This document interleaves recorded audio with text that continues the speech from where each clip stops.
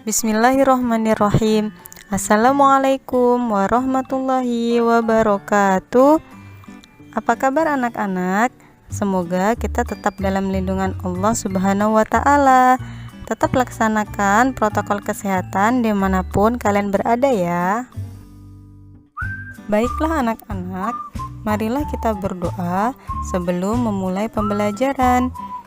Bismillahirrahmanirrahim. Rabbi zidni ilman warzuqni fahman waj'alni minas sholihin. Amin. Baiklah anak-anak, pada video kali ini kita akan masuk ke pelajaran 6, kisah keteladanan Nabi Yusuf dan Nabi Syuaib. Para nabi diutus oleh Allah untuk menjadi teladan bagi umatnya. Jika kita bersungguh-sungguh mengenal dan meneladani kisah para nabi, Allah pasti mencintai kita. Pada kali ini kita akan mendengarkan kisah Nabi Yusuf alaihi salam. Sebelum diputarkan video kisah Nabi Yusuf ada di buku cetak PAI BP kelas 3 halaman 72 sampai dengan halaman 77. Dibaca ya.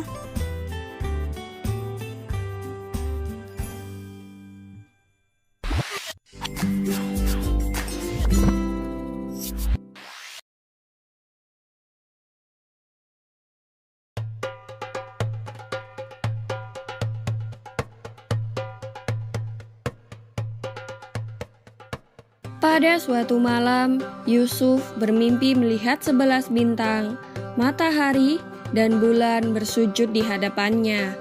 Ia begitu terkesan dengan mimpinya. Keesokan harinya, Yusuf langsung mendatangi ayahnya dan menceritakan mimpinya semalam. Mendengar hal ini, Nabi Yakub begitu gembira.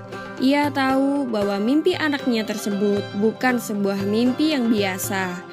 Itu adalah sebuah tanda bahwa suatu hari nanti Yusuf akan menjadi seorang yang dimuliakan oleh Allah.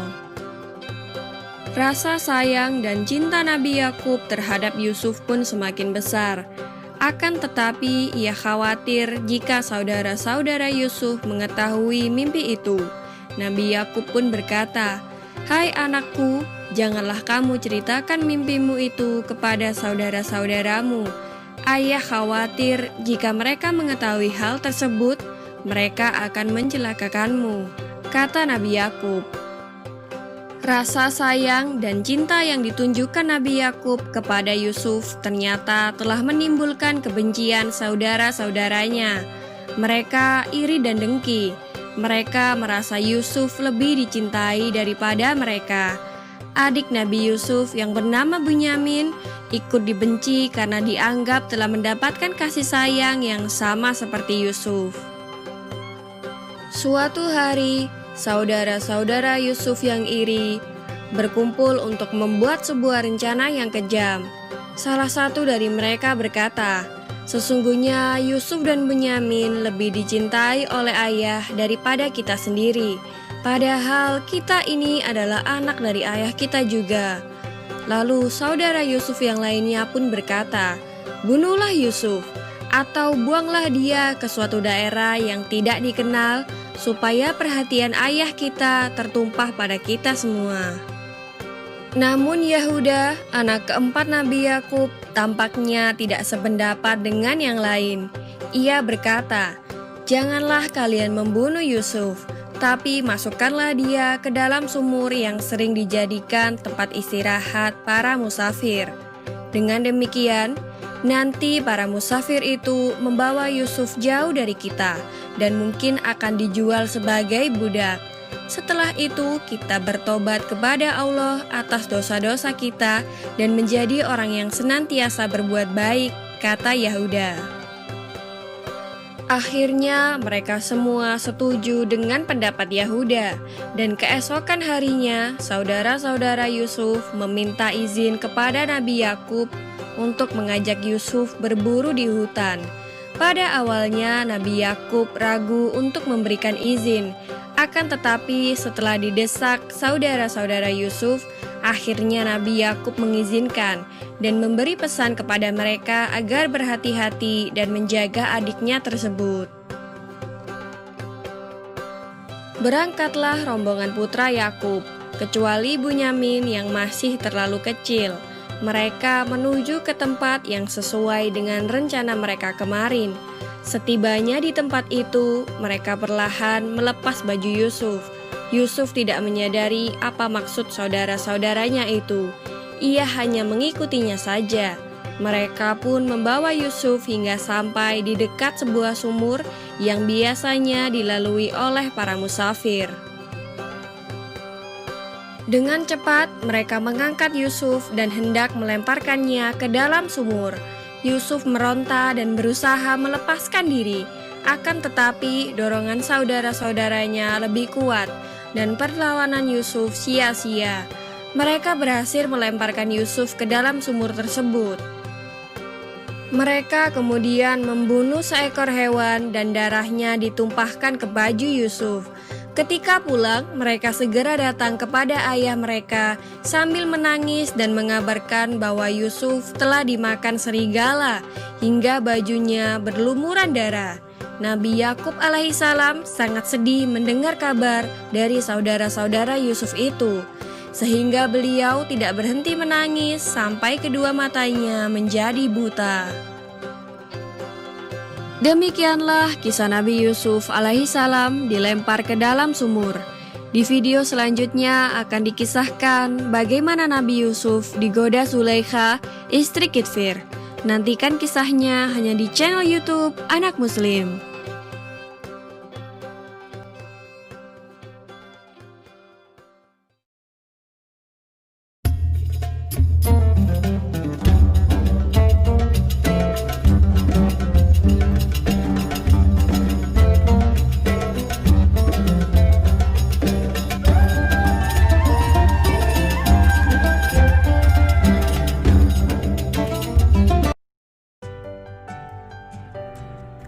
Yang selanjutnya yaitu kisah Nabi Syuaib. Sebelum menonton videonya, kisah Nabi Syuaib ada juga di buku cetak PAIBP kelas 3 halaman 82 sampai dengan halaman 84. Jangan lupa untuk membacanya.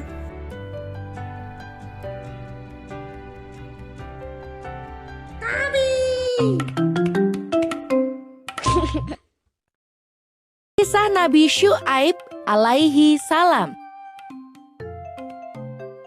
Iblis telah bersumpah di hadapan Allah untuk menggoda umat manusia. Hasil bujuk rayu iblis berhasil mempengaruhi kaum Madian.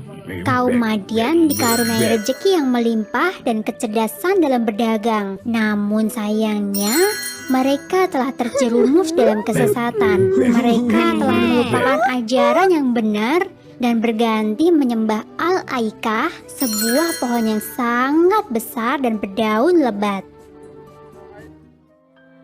Di tengah kaum Madian yang sesat, Allah menunjuk Nabi Syuaib sebagai penunjuk jalan. Nabi Syuaib masih keturunan Nabi Lut dan ia dikenal sebagai nabi yang cerdas serta pintar berkhutbah. Nabi Syuaib begitu keras menyerukan agar kaum Madian berhenti menyembah pohon Al-Aikah dan kembali menyembah Allah SWT.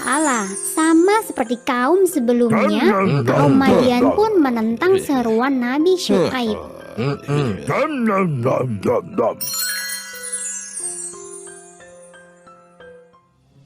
Dalam berdagang, kaum Madian sering kali berbuat curang. Mereka sengaja mengurangi timbangan dan merugikan para pembeli. Karenanya, Nabi Syuaib menyerukan agar mereka berdagang dengan jujur. Seruan Nabi Syuaib ini semakin membuat marah kaum Madian.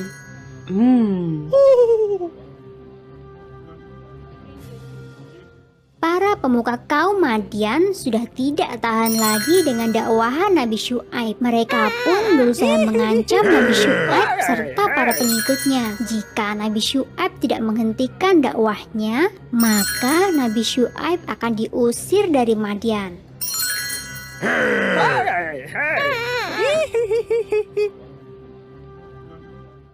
Sikap kaum Madian yang selalu menolak dakwah Nabi Syuaib membuat sang nabi merasa sedih. Nabi Syuaib kemudian berdoa dan memohon petunjuk. Allah pun memerintahkan agar Nabi Syuaib pergi dari Madian. Setelah itu, Allah mengguncang Madian dengan gempa yang sangat dahsyat.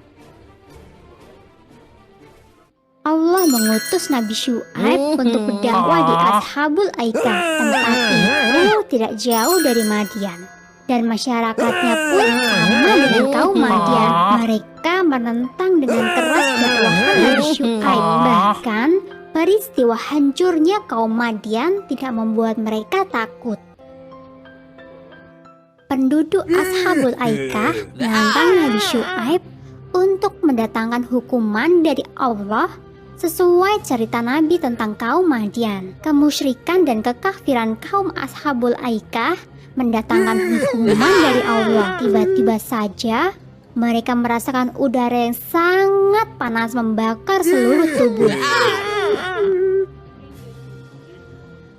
Hawa panas itu berlangsung selama 7 hari berturut-turut. Setelah itu, langit berwarna hitam pekat, menandakan hujan akan segera turun. Namun, yang turun bukanlah air, melainkan api batu bara yang menyala. Sungguh luar biasa hukuman dari Allah bagi kaum-kaum yang sesat dan tidak mau beriman.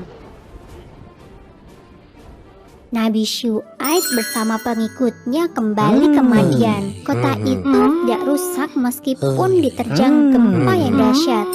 Hanya orang-orang yang menentang Allah saja yang dimusnahkan pada hari itu. Setelah itu, Nabi Syuaib kembali meneruskan dakwahnya. Sumber dalam Al-Quran surat Hud ayat 84 yang berbunyi, "Dan kepada penduduk Madian kami utus saudara mereka Syuaib. Ia berkata, 'Hai kaumku, sembahlah Allah. Sekali-kali tiada Tuhan bagimu selain Dia, dan janganlah kamu kurangi takaran dan timbangan. Sesungguhnya aku melihat kamu dalam keadaan yang baik, dan sesungguhnya aku khawatir terhadapmu akan azab hari yang membinasakan.'" Yuk dukung kami dengan menekan tombol subscribe. Baiklah anak-anak, yang selanjutnya yaitu tugas. Tugas yang pertama ada di buku cetak agama Islamnya halaman 79. Insya Allah aku bisa. Berilah tanda centang pada kolom yang tepat. Kemudian ayo berlatih 1 soal 1 sampai dengan 4. Tugas yang kedua, ayo berlatih di halaman 68. Latihan soal 1 sampai dengan 4. Jangan lupa dikerjakan tugasnya. Terima kasih sudah menonton video ini. Wassalamualaikum warahmatullahi wabarakatuh.